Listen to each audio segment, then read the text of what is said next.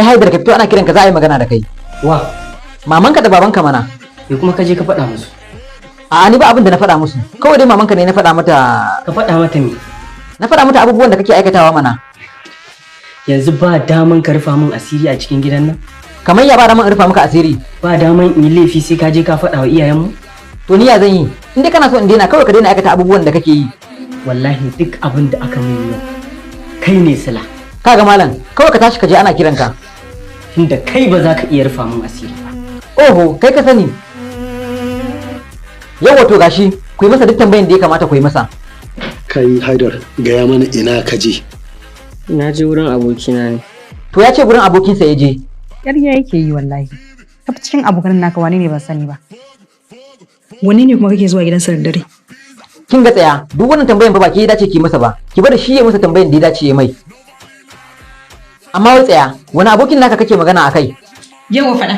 Wani daga ciki a ciki. Kin ga na faɗa miki, ba ki dace ki tambayar nan ba. Ina jin ka, wani abokin naka daga ciki? Wani sabon abokina ne a wurin koyon mota muka haɗu da shi. Ka ce me? Wani sabon abokina ne a wurin koyon mota muka haɗu da shi. Yawwa, yanzu na gano ka. Wato ka je gidansu ka nuna musu cewa ka iya mota kenan yanzu kana iya fita kai da kanka ba tare da sai wani ya raka ka ba. To amma me yasa za ka fita cikin dare? Me yasa ba za ka bari sai gari ya waye ba? Kai, a'a malam, maganar nan fa ba haka take ba. Abin da yake faɗa ba gaskiya bane. Kada kai kokarin kare shi. Amma ke kin yarda da abin da yace? Wallahi ni dai ban yarda ba. To me yasa baki yarda ba? Wallahi ban yarda da wannan maganar ta sa ba.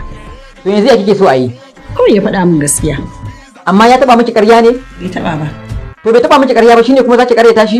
Shi yasa a yanzu ma na gane ƙarya yake yi. To ta yaya aka yi kika gano haka? Saboda alamomin shi da fuskar shi baki ɗaya sun tabbatar min da ƙarya yake yi. To kai yanzu dai ka ji ta ce duk maganar da ka faɗa mata ƙarya ne. Umma, ki yarda da ni mana, akan me zan miki ƙarya? To ka faɗa mata gaskiya mana. Kuskure ne na riga na yi shi, a yafe min. Dan Allah tun da ya riga ya faɗa gaskiya, mu yi haƙuri a yafe masa. To ni ma dai abin da na gani kenan. To gaskiya dai ya kamata ki yafe masa tunda kin ga yanzu yayi nadama. Ai kwacin motar ma za a yi. Me yasa za a kwace masa mota? Ba zai sake hawa mota shi kadai ba. To amma ba ya baki hakuri ba? Don sai a sama masa direba kawai da zai dinga kai shi. Direba kuma? A'a kawai ki hakuri insha Allah ba zai sake karawa ba. Allah ya sa mu dace. Wannan shine abin da ya dace a yi musu addu'a.